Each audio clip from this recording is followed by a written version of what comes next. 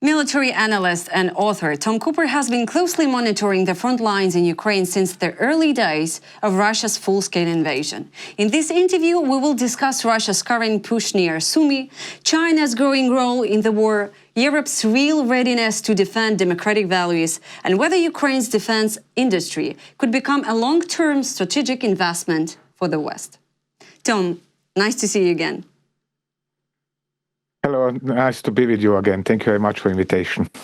So, Tom, Russian forces are steadily advancing in Sumy region. And how successful are they right now on the battlefield? Is this a tactical move or part of a broader offensive plan? Well, you can't say that Russians are, in terms of military situation, particularly successful anywhere. It is not that they are, running big-scale offensives, or in terms of classic, what we are used to see over the last 80 years, mechanized operation, mobile operation, in terms of big formations of troops, of heavy equipment, of tanks, of artillery, and so on, moving in big formations, more or less, at least in columns, and advancing and moving and whatever else. No, this is not happening. What is happening is that Russia is, well, successful sort of in continuing to keep Ukraine under pressure through relentless, constant, small-scale attacks by infantry and all sorts of improvised vehicles. And this is what is pushing Ukrainian forces back, because these relentless attacks are supported by UAVs. Nowadays, these are fiber optic, cable-guided UAVs. They are supported by UMP. Okay, let's call them the way you're calling them in Ukraine. This is CAB glide bombs, which are not particularly precise, and from time to time missing by 10 to 15 kilometers. But on the other hand, sometimes they are precise enough to cause damage to forward Ukrainian positions. And the Ukrainian foremost top commanders have no solution for this. They have no strategy. They have no ideas how to solve the situation. Syrskyi is, well, at least he has largely stopped moving battalions from one section of the front line to another. Drapati is overloaded with all the work he is required to do. On one side, he has to retrain and reorganize, reform the armed forces, ground forces. On the other hand, he has to command this or that sector time and again. At least until this corps command structure is up and working. And so the Russians are simply exploiting this opportunity to continue keeping Ukraine under pressure. So they are not going to now drive all the way to Kupiansk, not to talk about Kharkiv or to Sumy, but they are still making their advances of 20 to 200 meters a day, and this cannot be denied. I was just reading the article this morning that David Petraeus, American general, he said that after Ukraine, Putin will go to Lithuania after he will capture Ukraine. And this is, I cannot say it's funny, it's not funny at all, but it's kind of ironic. How can you predict and even see that Russia can capture Ukraine? Yeah. Look, I've been declared for unprofessional and whatever else, so let me give you my unprofessional opinion. I consider such assessments by professional experts for entirely pointless. Nobody can predict the future. That is the first point. The second point is there is now it is kind of a trend, kind of fashion in military analysis right now to claim Putin ante portas and he's going to invade NATO, he's going to invade Baltic states or Finland or something. This is currently in fashion. Therefore, everybody is doing this. It's as simple as that. Back in 2022, it was in fashion to expect Ukrainian collapse any moment. Absolutely. And this went on from February until August 22.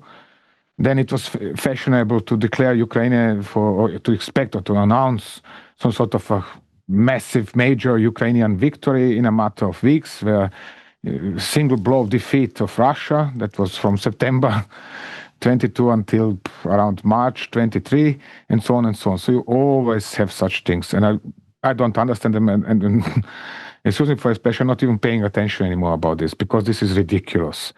Yeah. I mean, at most I can explain this with a very very simple or relatively simple fashion. NATO is currently rearming itself, not particularly fast, not particularly, bolstering. There are no major operations of bolstering its capabilities.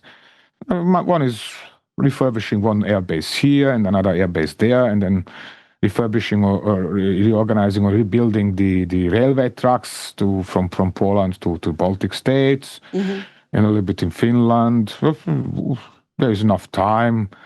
There's nobody's in a hurry, and the politics is busy with arranging conferences so they can arrange meetings in order to arrange conferences in order to talk. So everybody has time. Yeah, you said the very. Yeah, that's a very sad truth, that nobody's in a hurry anywhere. No. Why? Because, it's more flashy and more useful for PR purposes to stage press conferences and meetings and yet more conferences and talk about talking. Because if one would now have to bring some decisions, that could be very politically damaging, for the politicians in question.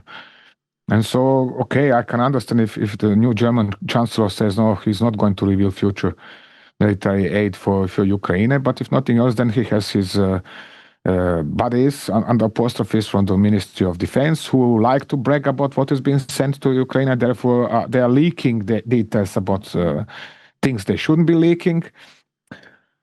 And if it is nothing of that kind, then there is somebody else who has something against this or that kind of politics, and therefore they are leaking information and so on. So basically, we didn't manage to under apostrophes, didn't manage to help Ukraine win this war. Then Ukrainians have messed up on their own, of course, and they are alone to blame. Nobody else is to blame, and but never mind, let's organize another press conference so we are appearing on the TV this evening. This is important. Yes. At the same time, President Zelensky said that Chinese Mavic drones are no longer available to Ukraine, but Russia still has access, even with the Chinese factories inside Russia. Does this mean China is now systematically supporting Russia despite claiming that they are neutral? The Chinese are neutral, actually. And wasn't it that there were specific decisions and statements by the government in Kiev about 1 year ago? It was, as far as I recall, in early 2024. Chinese wouldn't have stopped exports of materials for UAVs to Ukraine. Back then, when I've reported this on my blog, then everybody was laughing. Meanwhile, it's true. So what shall I say? What else shall I say about it anymore? And so when you ask me, are they neutral or not neutral? They are making business. Don't forget that the Russians are paying them up to 20 times what they would usually pay for the equipment they are delivering. So why shouldn't they make a big business out of it? They're earning good money. And if the West is so stupid as to permit this, where is the problem? Yeah, but at the same time, China has also limited exports of key drones components to Europe and the United States, like critical magnets. Still, you are saying it's about money, but it looks like it's a new form of a hybrid warfare where attack control becomes a pressure tool. Well, is anybody complaining about the extensive use of Chinese social media and modems in Europe? Nobody's complaining about this. So where is then the problem with if they are exporting UAV pieces to Russia? And if the West didn't take care to bolster its production of UAV pieces on time, which was, it had only 3 years to do so, where's the problem? The Chinese are making good money out of this. And the fact is that, for example, the exports to the United States are currently well decreased by 90%, so they have to find another market or gain themselves market share some other place. This is what they're doing. Okay, yes. German Chancellor Merz told US Vice President Vance that Europe is fighting for freedom and democracy. Remember when Vance said that, what are you fighting for? It sounds like a powerful words, you know, Tom, but do you see real determination behind them? Is Europe truly ready to defend those values, you know, especially when it comes to Ukraine? I know I'm asking you again and again that, but maybe you see the light at the end of the tunnel. I'm biting my lips not to answer all the things I think about this. Excuse me. Now, it is, again, I'm unprofessional, but one cannot answer to this in any. I don't know any kind of answers in professional fashion. I mean, this is talking all the time. And excuse me, but Merz is not more skilled or more capable or something else, nor his advisors, than earlier chancellor or any other president or chancellor or prime minister around Europe right now, at least not from Warsaw, further west. Exceptions are to be found in Copenhagen, in Baltic states, in Sweden. But nobody cares about them. Nobody's paying attention. There are no big powers in Europe, you know, so they don't matter. It is certainly so that we have to wait and see if Merz does change anything fundamentally in regards of German foreign politics, and then in regards of how the entire EU and the entire NATO are acting vis-à-vis Ukraine. But from what I know right now about what is NATO doing is nothing. And why is this nothing? Look, one shouldn't forget that decision taking levels within NATO are always involving Americans. And right now, nobody within NATO trusts Americans. Nobody is sure that if they say something or do something, this isn't going to land via the United States, via a president who is obviously a FSB agent, actually, or at least asset, as the Russians call this, is not going to end in Moscow. So, therefore, nobody's talking with the Americans. And because they're obliged actually to talk with the Americans, they're not talking with each other either. So all of NATO is sitting there and doing this. So that is what is happening. And then there is some hope that one or another politician of these top 4 or 5, perhaps 7 major European powers might bring his or her own decision and do specific things, but in essence, nothing is moving and everybody is waiting for the weather to improve. Tom, me as a person who's reading your blog, Sarcastosaurus, please correct me if I'm wrong. Sarcastosaurus, yes. Yes, and I'm reading, and I know that you support many Ukrainian units, from the 13th to 128 brigades, if I'm not mistaken, unofficial formations who still hold the front line. So my question is, how critical is the need for basic supplies, vehicles, medical kits, something else? Mm-hmm. Well, as far as I can say or assess it, it's a little bit better than it was during the winter. It is simply so. We have less requests for specific kind of, let's say, simple equipment, simple expendables, and there are more requests for specialized equipment. That means the situation is a little bit better in general, but there are still items which are missing, you know, like vehicles in particular. Overall, I would assess as the mass of Ukrainian army units being something like 50% under-equipped with simple cars, SUVs, call them whatever you like, vans, such vehicles. This is where there is the biggest problem. And there is even more problem insofar that the primary source of replacement vehicles, which is European Union, is dry. That means there are next to no second-hand cars which could be cheaply bought in whether in Germany, UK, in France, in Italy, and then brought to Ukraine. And this is currently our biggest problem. We have enough money from donations, thanks to people who are so kind to donate for this charity, so to say. But it takes 2 or 3 months to find a single car which is not entirely broken, and then bring it to Ukraine and bring it to the units in question. And in other cases, we have to, or not me, of course, there are people in Germany, for example, there are people in the UK who are so kind to invest their private time and overhaul these vehicles before sending them to Ukraine. But this is still time-consuming and costs money as well, because if nothing else, you have to buy spares. So it's, as I said, generally the supply situation has improved itself, or has been improved, but in regards of vehicles, it's still critical, because if you have mechanized and motorized infantry brigades, but these are lacking 50% of vehicles they are supposed to have, then this cannot be called a good situation. They should be at least up to 70-80% of what they should have. And yes, I mean, theoretically the government is doing its part of the job, but I don't see this happening a lot. And it's like with the UAVs, if the brigade has money, if it is well supported by donations, it can buy and afford lots of UAVs. But if not, then it's critically short on UAVs. And there are, due to this decision, was it December or January, of the Ministry of Defense to de facto create a free market for UAVs within the ZSU. The situation is such that there are brigades that have absolutely no UAVs or only enough to spend 4 of them per day. And then there are other brigades that have, well, you can never have too many of them, but at least enough UAVs, FPVs and such UAVs, to use them a whole day as much as they like.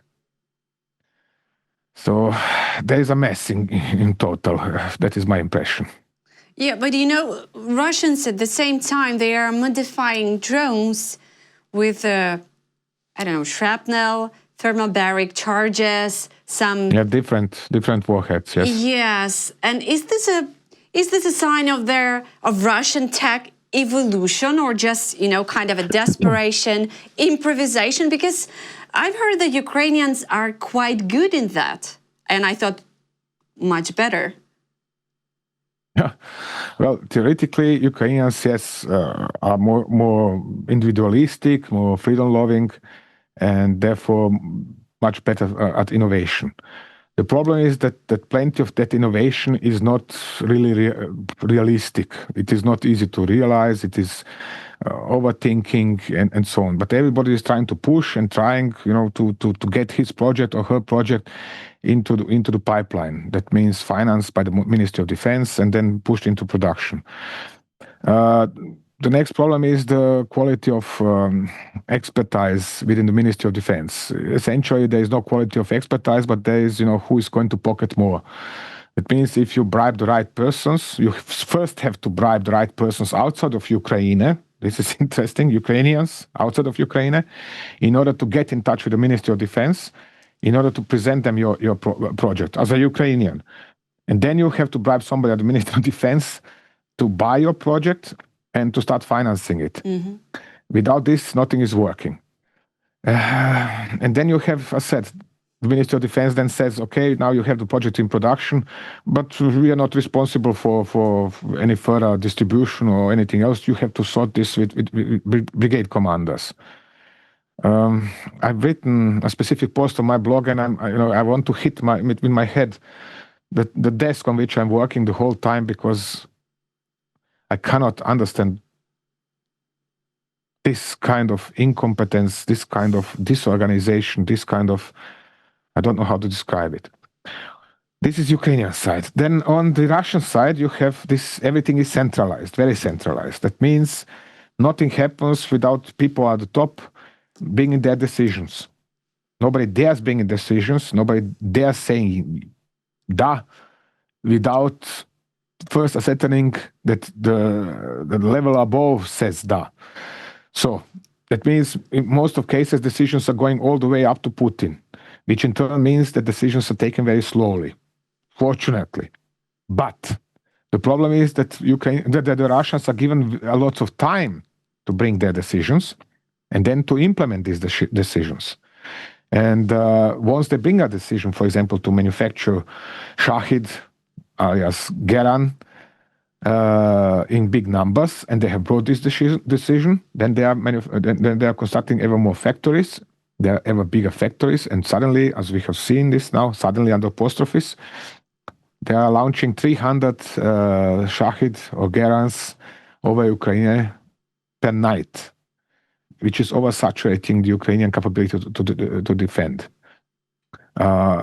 Ukraine neither has enough SAMs for that, nor interceptors, manned interceptors like F-16s and Mirages, nor enough interceptor drones. So this is no accident. This is no incompetence or something. On the contrary, it is just a different system of acquisition, production, and implementation, or application in this case. This is not bad nor worse, and it could be easily defeated had, and this is which we are getting back to the problem of decision-making in Ukraine, which is incompetent to the bone. I'm sorry to say it. Ukraine could have had hundreds of attack drones already back in August, September 2023, at least. But back then, decision was taken that this is going to be a short war, and that Russia is going to be defeated by a single blow or by some kind of major victory on the battlefield, and therefore this is not necessary.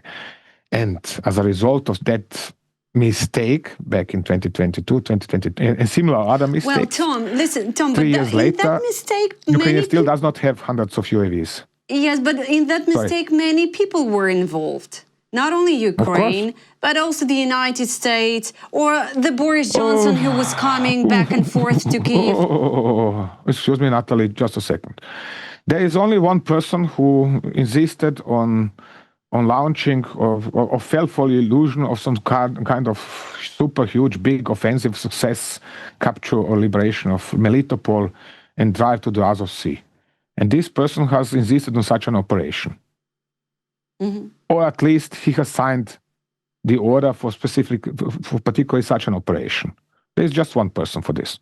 There is just one person who at the same time didn't like this idea and then favorized his own idea, which was a counteroffensive in the Bakhmut area in 2023. So at the time, all of Ukraine was trying to launch this offensive and run this offensive in southern Zaporozhye and drive to the Azov Sea, as per the order from top of the tops. This fantastic gentleman in question, general of fantastic news, was running his own operation in the Bakhmut area, which meant that as a result of this operation, 2 or 3 very skilled, very good Ukrainian brigades were not involved in the operation in the counteroffensive in the south, but remained busy mauling 6 brigades of the Russian army in the Bakhmut area. So, but this general was then declared for successful, and that not by me, but by the top of the tops. And he was then put in charge of the entire armed forces. So what is there to say about this? I didn't put him in that position. But there was, again, one specific person who did so. Whether on advice for somebody else or not, but essentially, it was just this one person. Sorry. Yeah, I got your point. Yes. And, how are Russian missiles now improving? Because Ukrainian air defense is struggling more often. I hear that. We're all living in Kyiv. We hear that. What kind of air defense does Ukraine now need? Do we need something, I don't know, something new, something that we haven't had before in air defense? Not even that. That is the irony of this entire situation. At earlier times, in 2022, 2023, you could monitor Russian missile and UAV strikes on Ukraine, and it was easy to conclude they were undertaken, run haphazardly. There was no coordination between different strikes, but different missiles from different directions. They would run, for example, an missile strike by 8 missiles from the north in the morning, then give Ukrainians 2 or 3 hours to, restock their missiles, to replace those they have fired, to install new ones on the launchers, then redirect their attention to the south, and then they would attack from the south, and then they would attack from the east, and so on and so on. In leisurely fashion, everything was fine. And what a surprise! By the autumn of 2022, Ukraine was quite successful and effective in reorganizing its integrated air defense system and defending itself from such strikes. Yeah. If you give Russians 2 and then 3 years of time, they're going to learn their lessons, and they're going to learn to organize their UAVs and organize their missiles and organize their entire operation and planning for such operations in such a fashion that they are simultaneously striking the same area from different directions. And that not with 2 or 3 or 8 or 10 or 12 missiles, but by 30, 40, 50 UAVs and missiles. Which means they are now regularly oversaturating Ukrainian ground-based air defenses.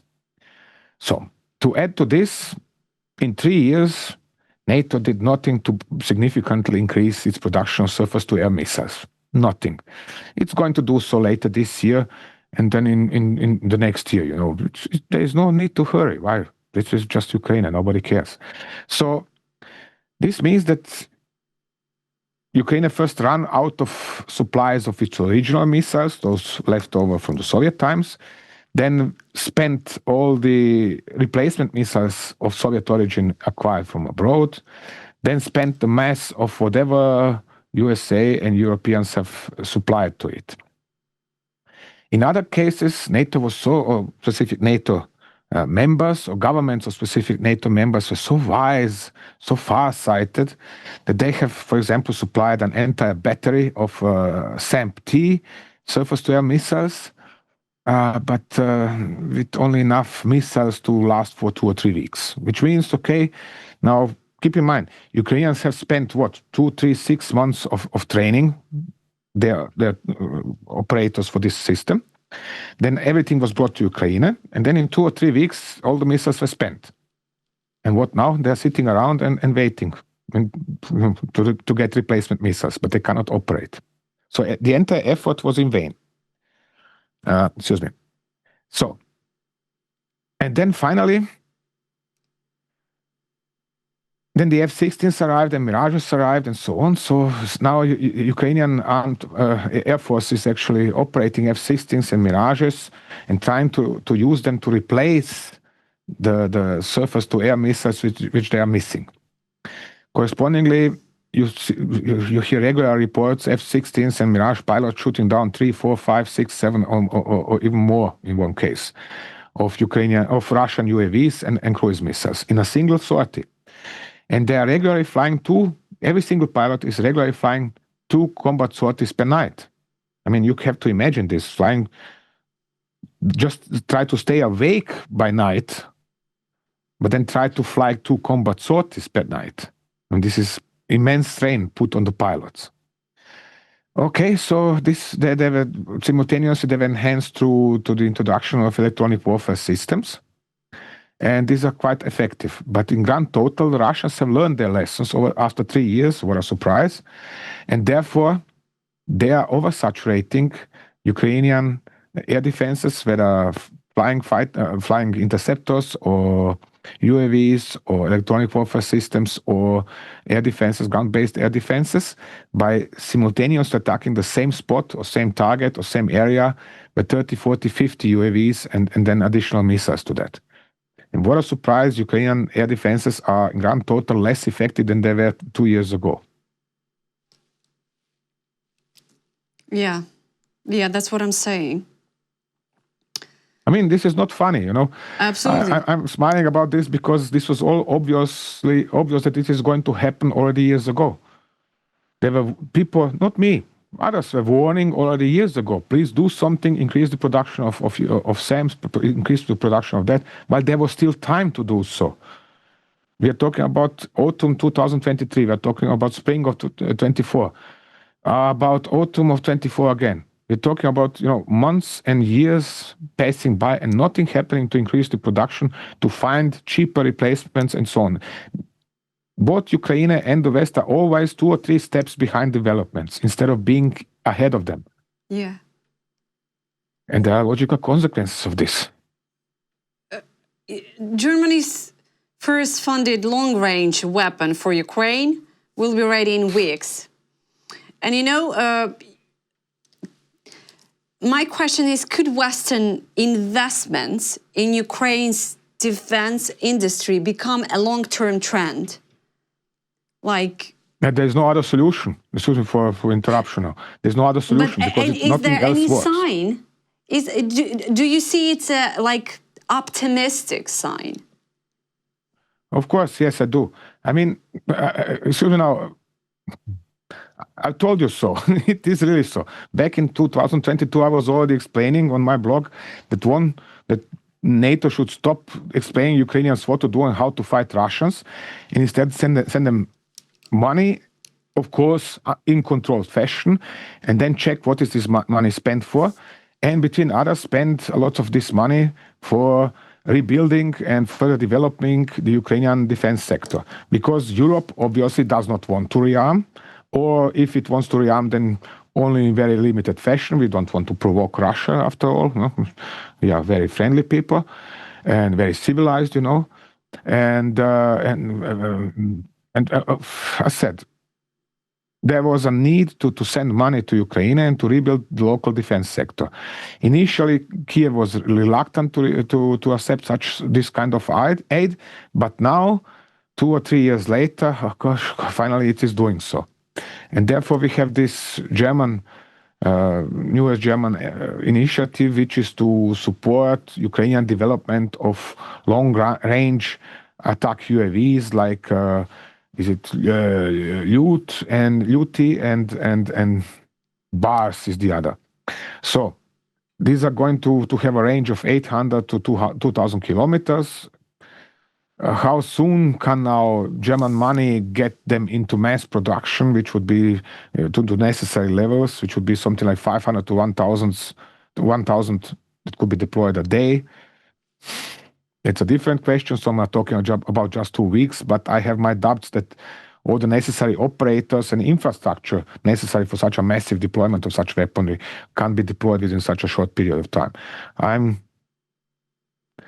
rather, let's say this way, I'm rather thinking in terms of sometimes next year. Yeah. So it is a very good idea to do so. It is a logical solution. It is going to be a very effective solution, but it should have been taken 2 or 3 years ago. And now, again, once again, 2 or 3 steps behind developments. And now it's taking place, but okay, it's better than nothing. I was recently listening the interview of Ukrainian former Minister of Foreign Affairs, Dmytro Kuleba. And when you're not at that position, you can speak more openly. And what he said, after all this trying of negotiations and United States leading this process, he said, if they will step out of negotiation, probably that would be for better for Ukraine.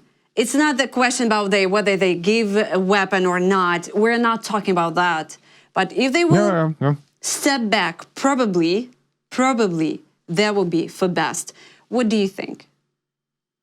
Well, I do not understand, and I had never understood, why has anybody wasted 3 months with negotiating with Trump? About what? Negotiating to bring him more often to the TV in the social media, to give him more reasons to claim or to brag and about his own achievements or whatever. This was absolute waste of time. 3 months or even longer were spent by Ukrainian government, by most of governments of the European Union, to negotiate what exactly? What did they ever hope to achieve in this fashion? And with whom? On one side, they all know better than you or me that Trump is who can be depended upon, nobody who is going to negotiate some kind of super deals, whether with Putin or with Mars people. So what's the point in wasting time with this? And yet they have all eagerly wasted time with this. Instead of taking care about more urgent issues, finding solutions and doing something under apostrophes. They are doing more than enough of something, but nothing serious. So what is then the point of doing this? In that regards, I can only agree with Mr. Kuleba. I'm just wondering why didn't he say to, for example, Mr. Zelensky, and even more so probably to Mr. Yermak, please don't let us waste time with this nonsense, because this is leading nowhere. We are just going to waste time, and in 3 or 4 or 5 or 6 months, we are going to sit here with exactly nothing, which is not what has happened. You know, isn't that ironic that the person who wrote a book, The Art of the Deal, which I mean Donald Trump, so doing all the mistakes he said in that book, you know, like don't be desperate, because this is going to be the first rule, do not be like desperate in negotiations, something like that. And he's that is a bad idea to enter negotiations in desperate condition. That is no doubt about this. The problem is just this. Trump's statistics is very clear. 14 owned enterprises, 14 bankruptcies. How many charges of felony? And so on and so on. So what is his statistics? What is his experience? Whom is he? In what kind of position is he to teach somebody, except about bringing himself to power through lies, racism, hatred, discrimination, and you know, dozens of crimes. So, you know, excuse me, I prefer to ignore him, and, you know, I always say what he says comes here in and here out, and that's it. And it's pointless to waste time about this. One has to focus on finding a strategy of debilitating Russian military capabilities, on mass destruction of Russian armed forces in the field, and of, you know, destroying this capability to continue pressuring Ukraine. The situation right now is that obviously nobody at the top has an idea how to do this, because otherwise nobody, like General Zaluzhny did, was it last year or the week before, nobody would come to the idea to explain, well, there is no hope of returning even to the situation of 2022, not to talk about 1991. So that means that people in charge simply have no new ideas, which, sorry, for which there is only one logical conclusion. Sorry, the guys in question are all wrong in place. They need to be replaced by somebody who has ideas, who has solutions, or who at least has ideas which can be tested, put to test, and then let's see what comes out. But if you have no ideas how to, even for fundamental strategy of this war, then you are wrong in place as a president, you are wrong in place as an advisor of the president, you are wrong in place as a Glavcom, as commander of the armed forces, you are wrong in place as commander of the army, and so on and so on. So find somebody who has the ideas, whether in Ukraine or in the West. But right now, nobody has ideas. And fact is, okay, Germany is now going to finance production of long-range UAV missiles, or whatever you want to call them, in Ukraine. How is that going to help? Firstly, okay, it might put some pressure on specific segments of the Russian industry, but in long term, who says this is going to be a winning strategy? Because in worst case, the Russians are going to start importing all the components for such for their armament from China. So what have you achieved in this way? You cannot win a war without a strategy, without a plan. And right now, nobody from Kiev to Warsaw and then to Anchorage has a strategy for winning this war. But what if United States, what if Senate will finally impose the sanctions they are threatening to Russia? What if? Well, what if? What if? But I mean, if you open the international media, you know, New York Times, Washington Post, Wall Street Journal, they all discussing that, and I'm reading that, and I'm, you know, I mean, it's in my head, and I'm still have some hope for that. Natalie, I don't say abandon all hope who enters, but forget this all. One has to be realistic. And we have seen 3 years now, 3.5 almost, of big announcements of they're going to do these sanctions, and another wave of sanctions, and another round of sanctions, and they're going to meet here, they're going to talk, they're going to negotiate. This is all pointless. They should have all sat down together already on 23rd of February 2022 and said to themselves, okay, Russians have invaded Ukraine, and if we now just send some anti-tank missiles and manpads to Ukraine, that's not going to help in long term. What we need is a major relaunch of our own defense sector, bolster the industry, place orders for tanks, for infantry fighting vehicles, for artillery, even more for ammunition and supplies right away, so we can send all of this to Ukraine. Because fact is, Putin has attacked Ukraine, invaded Ukraine. Therefore, we have to stop this invasion and push him out of Ukraine. That is the point, and this is what is necessary to do. And back then, there was my first interviews for Ukrainian TV, or actually for Ukrainian historian, military historian back then, was what shall Ukraine do as next? And that was in March 2022. And I said, firstly, Ukraine needs strong air defenses, so it can not only protect its cities in the rear, but also its forces in the field, along the front line. Establish a sort of an umbrella for them. And then these forces can hope to advance, to counterattack the Russians and push them out of Ukraine. It's 2025, so 3 years later, more than 3 years later, and these conditions, these fundamental conditions for fighting this war have still not been created by the decision makers at the top in Kiev and in the West. So we are actually back to square one, which means they still have to work on creating such conditions. Yeah, what are now New York Times and whoever else reporting in this regard, and who is going to meet and who is going to announce what? That is pointless, because they're not making decisions. They're just meeting and talking and announcing, but not doing. Yeah, as you said at the beginning, nobody are in a hurry and in a rush anywhere. Well, I'm sorry to say it. I know this is not instilling lots of hope and optimism into Ukrainians, and I know you are far more optimistic than such hardcore Central Europeans like me. But fact is, you have to be realistic, and you can't just all the time live in hope. Hope is not strategy. Hope is personal preference. You have to focus on facts. Facts are as they are, as listed before. And fact is, until you accept these facts and start working on solutions, hope is not going to help. Of course, there is an idea, for liberating all of Ukraine and so on, but this is just hope. Yeah. Right now, we don't have material circumstances that would enable this. So we have to create these circumstances where Ukraine can be liberated. Yeah, actually, I cannot say that I was waiting from you to be optimistic, because I know who TomCooper is. But still, I'm really grateful for you to be honest and realistic. And I think it's very important for our audience and for Ukrainians as well.